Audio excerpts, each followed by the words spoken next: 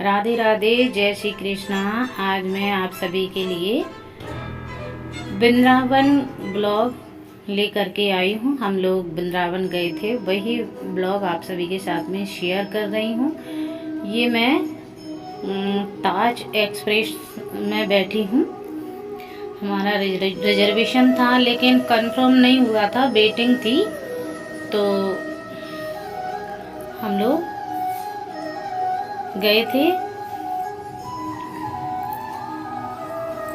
और ये महाराज जी हैं। घर मैंने इसलिए नहीं बना पाई वीडियो घर से निकलने की, क्योंकि ना घर से निकले तो मेरे हाथ में पिल्लू था और दोनों मतलब मेरे बच्चे थे, तो सामान बहुत ज़्यादा हो गया था। तो इस वजह से मैंने घर की वीडियो नहीं बना पाई। और ये मैं आपको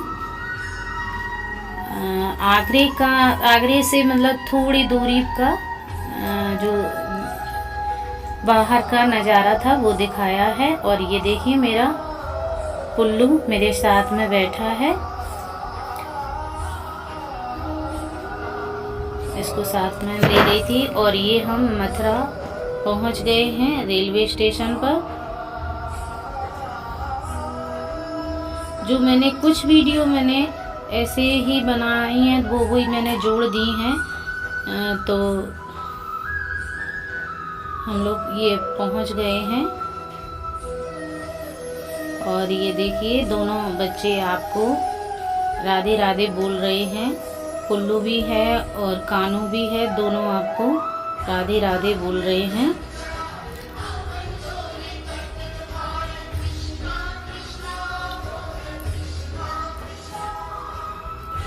और इस समय ना मथुरा में बहुत अच्छी व्यवस्था है। योगी जी ने बहुत अच्छी व्यवस्था कर रखी है। स्टेशन पे तो बहुत साफ सफाई है, बहुत अच्छा लगा और बिल्कुल भी गंदगी नहीं थी। और गर्मी जैसा माहौल बिल्कुल भी नहीं था, हर जगह पंखा चल रहे थे।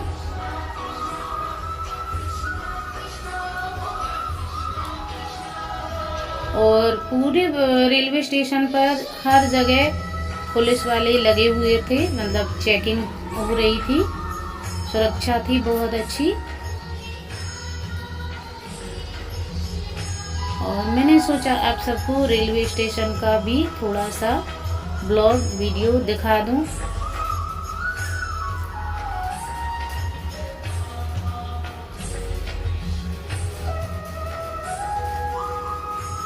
और ये आपको पूरा दिखा रही हूँ।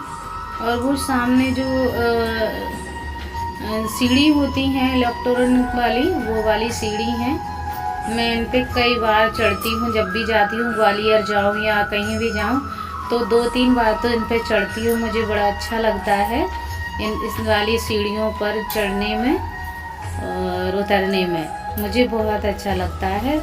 तो मैं तो जब भी ग्वालियर जाती हूँ तो 2-3 बार तो इनसे ज़रूर उतरती हूँ और चढ़ती हूँ। और महाराज जी मुझसे कुछ कहते नहीं हैं, वो बस हंसते हैं मुझे देख देख के। तो मुझे तो बड़ा अच्छा लगता है कुछ ऐसी। और कहीं लिफ्ट मिल जाए तो बस लिफ्ट में मुझे कुछ काम हो या ना हो, मुझे 1-2 बार लिफ्ट में ज़रूर जाना है, मुझे अच्छा लगता है। और ये हम लोग स्टेशन से बाहर निकल आए। ग्राउंड है बाहर।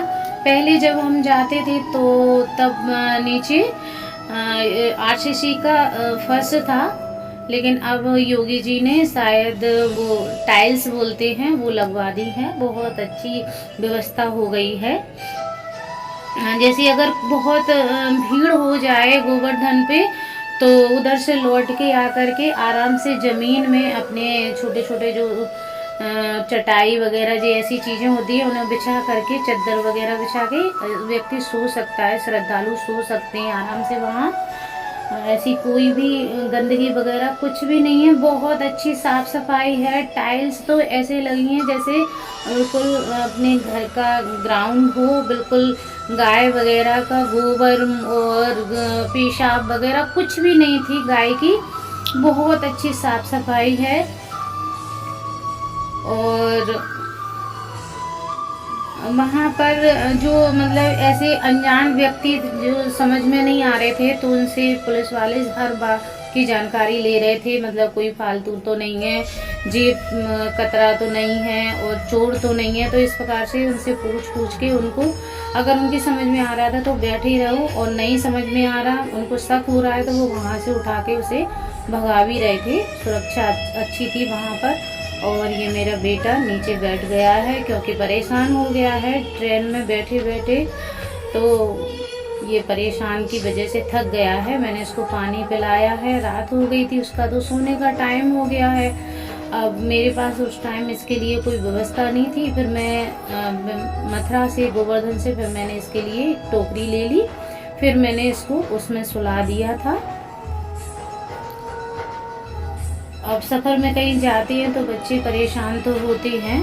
और ये मैं जिस धर्मशाला में हम लोगों ने रूम लिया था रुकने के लिए थोड़ी देर के लिए, तो मतलब जैसे सामान रखने के लिए लिया था, परिक्रमा दी, तो वैसे ही सुबह हो गई थी, तो हम तो सो नहीं पाए थे, तो सामान रखने के लिए हमने ले लिया था। लॉकर पूरे फुल हो चुके थे, तो वहाँ पर ये गोवर्धन की मूर्ति बनी हुई है, वहाँ पर इनकी स्थापना थी, तो मैंने धर्मशाला में से ये वीडियो बना रखी थी।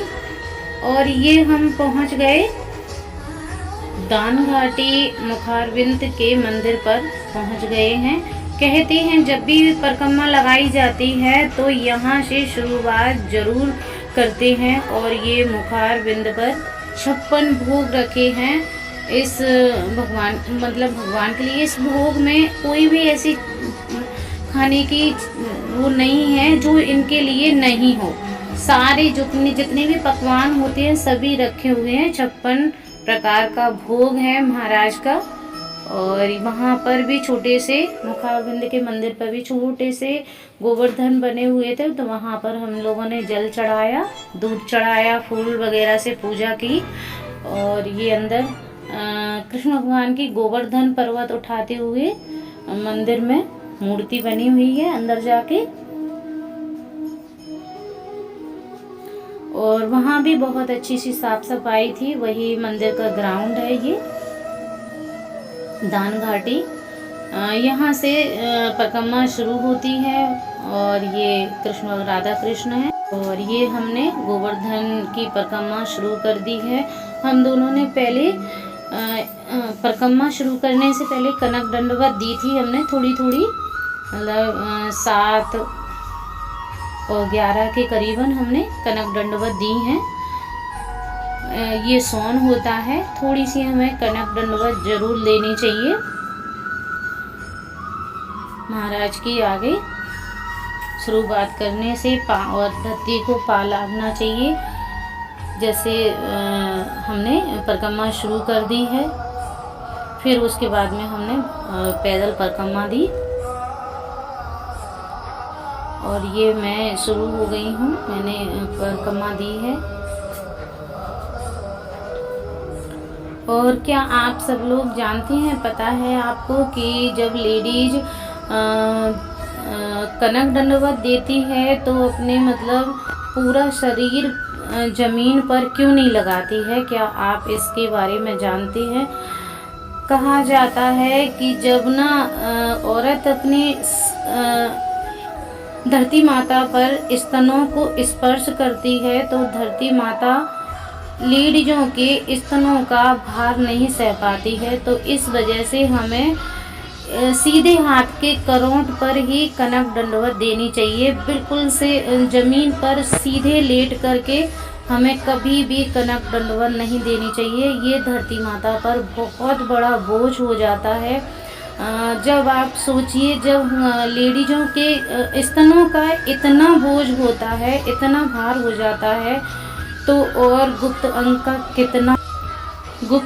का कितना भार हो जाता होगा पृथ्वी माता पर। तो इसी वजह से सभी लेडीजों को कभी भी एकदम से सीधा पेट के भर लेटकर स्तनों के कोई वजन को पृथ्वी माता पर नहीं छोड़ना चाहिए, क्योंकि इसका पृथ्वी माता भार नहीं झेल पाती हैं। तो हमें हमेशा सीधे हाथ पर की करोंट पर ही हमें कनक दंडवत देनी चाहिए।